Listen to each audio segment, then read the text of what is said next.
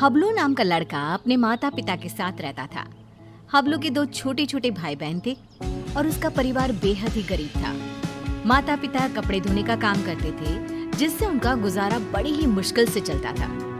कुछ दिनों से हबलू के माता पिता की तबीयत खराब होने की वजह से उसे ही नदी पर जाकर कपड़े धोने पड़ते थे। एक दिन की बात है, हबलू नदी के किनारे बैठकर कपड़े धो रहा था।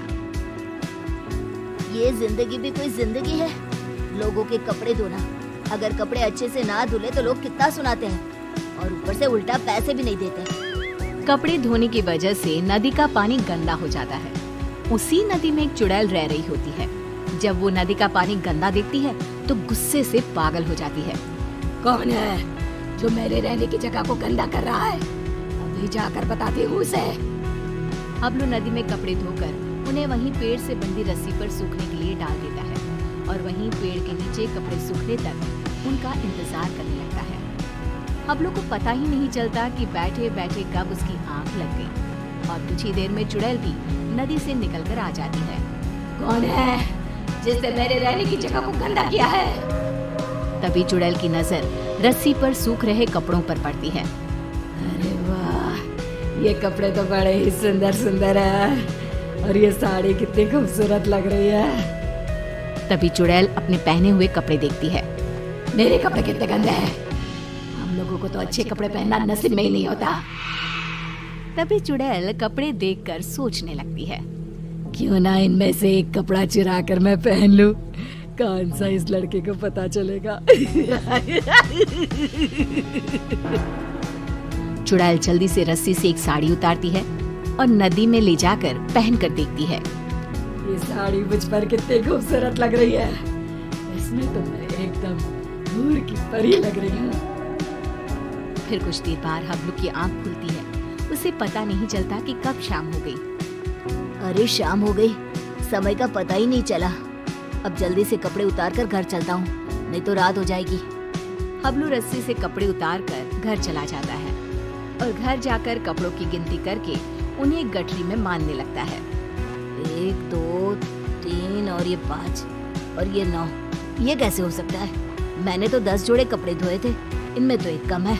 दोबारा गिनता हूँ, कहीं मुझसे कपड़े गिनने में भूल ना हो गई हो। हबलू एक एक करके दोबारा कपड़े गिनने लगता है, पर इस बार भी कपड़े 10 जोड़े की जगह 9 जोड़े थे। कपड़े कम होने की वजह से वो परेशान था। ये सब सोचते सोचते उसे कब नींद आ जाती है पता ही नहीं चलता। अगली सुबह हबलू फिर से कपड़े लेकर नदी पर धोने के लिए चला जाता है और जैसे ही वो कपड़े धोने लगता है, नदी का पानी कपड़े धोने की वजह से फिर से गंदा होता है। ये देखकर नदी में रह रही चुड़ैल आग बबूला हो जाती है। ये लोग मुझे चैन से रहने भी नहीं देते। आज फिर ये लड़का कपड़े धोकर मेरी रहने की जगह गंदा कर रहा है। आज मैं ऐसा सबक सिखाऊंगी कि ये कपड़े यहाँ धोना ही भूल जाएगा। हबलू के कपड़े धोने के बाद वो उन्हें पेड़ से बंधी रस्सी पर सूखने के लिए डाल देता है। जब तक ये कपड़े सूख रहे हैं, मैं यहीं पेड़ के नीचे कुछ देर आराम कर लेता हूँ। हबलू वहीं पेड़ के नीचे एक कपड़ा बिछाकर लेट जाता है। ठंडी ठंडी हवा चल रही थी तो लेटते ही उसे नींद आ जाती है और पता ही नहीं चलता कि कब उसकी आंख लग जाती है। कुछ देर बाद चुड़ैल भी नदी से निकलकर बाहर आ जाती है। आज मैं उसे छोड़ूंगी नहीं, मेरे रहने की जगह गंदी करके खुद चैन की नींद सो रहा है। आज तो मैं उसे मार ही डालूंगी। चुड़ैल हबलू को मारने के लिए आगे बढ़ती है तो रस्सी पर सूख रहे कपड़े देखकर रुक जाती है। अरे वाह, आज भी सुंदर सुंदर कपड़े सूख रहे हैं। चुड़ैल रस्सी से एक अच्छी सी साड़ी उतारती है, नदी में ले जाती है और पहनकर देखने लगती है। ये साड़ी तो मुझ पर कैसे भी ज्यादा सुंदर लग रही है। वो चुड़ैल साड़ी पहनकर नाचने लगती है। मेरा पिया घर आया ओ राम जी, मेरा पिया घर आया ओ राम जी। अब तो जब भी कपड़े धोकर सुखाया करेगा, मैं चुपके से जाकर इसके कपड़े चुरा लिया करूंगी और पहन लूंगी। इस लड़के को पता भी नहीं चलेगा कि इसके कपड़े कौन चुरा कर ले जाता है। और अगले दिन नदी का गंदा पानी देखकर चुड़ैल फिर से बाहर आती है और फिर से देखती है। ये लड़का आज भी कपड़े सुखाकर सो रहा है।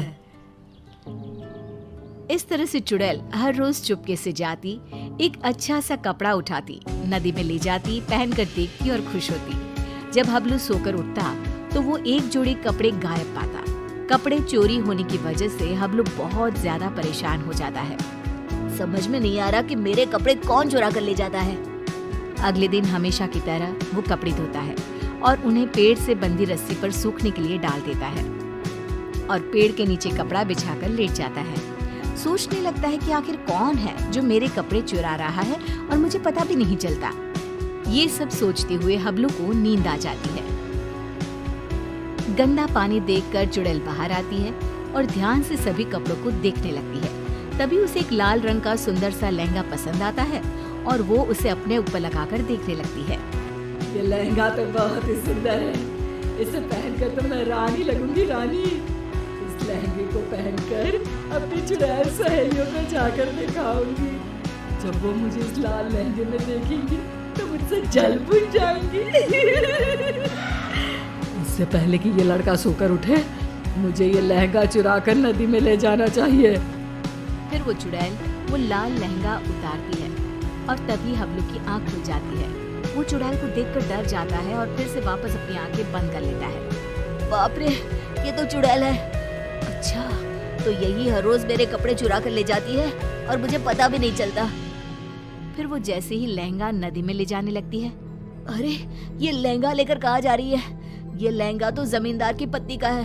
अगर मैंने उसे लहंगा नहीं लौटाया तो वो मुझे जमीन में जिंदा ही गड़वा देगा। नहीं, वो लहंगा मुझे चुड़ैल से वापस लेना ही होगा। पर कैसे, समझ में नहीं आ रहा। वो लहंगा मैं चुड़ैल से लूं तो कैसे लूं?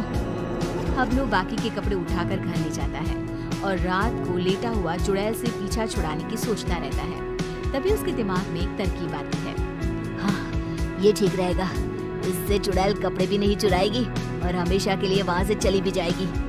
फिर जैसे ही सुबह होती है, हबलू हमेशा की तरह कपड़े धोकर रस्सी पर सूखने के लिए डाल देता है और पेड़ के नीचे जाकर सोने का नाटक करने लगता है। लगता है आज फिर इस लड़के ने कपड़े धोए हैं। चुड़ैल नदी से निकलकर बाहर आती है तो देखती है कि रस्सी पर केवल आज दुपट्टे ही दुपट्टे सूख रहे हैं। ये क्या, आज सिर्फ दुपट्टा? कोई बात नहीं, आज मैं इसे ही ओढ़ लेती हूँ। जैसे ही चुड़ैल रस्सी से दुपट्टा उतार कर ओढ़ती है, उसके पूरे शरीर पर खुजली होने लगती है। मर गई रे, ये मुझे खुजली क्यों हो रही है? अरे कोई तो कुछ तो करो। हबलू आंखें बंद करके सब कुछ देख रहा होता है। अब आएगा मजा। बड़ा रोज कपड़े चोरी करके पहनती थी, अब पहन कर देख कपड़े। आज इस चुड़ैल को पता चलेगा कपड़े चोरी करके पहनने का नतीजा। आज के बाद ये कपड़े चोरी करना भूल जाएगी और फिर कभी जिंदगी में किसी के कपड़े नहीं चुराएगी। चुड़ैल इधर उधर भागने लगती है। खुजली, खुजली, अरे बचाओ, मेरे शरीर पर खुजली हो रही है। अरे मर गई मैं। अरे कोई तो मुझे बचाओ, मुझे नहीं पहनना ये दुपट्टा। अरे इससे तो मेरे शरीर में खुजली होने लगी है। अरे मुझे नहीं चाहिए इस लड़के के कपड़े। और चुड़ैल नदी में जाती है और सारे कपड़े लाकर वहीं डालकर भाग जाती है। और फिर वो हबलू तो क्या, किसी और को भी कभी परेशान नहीं करती।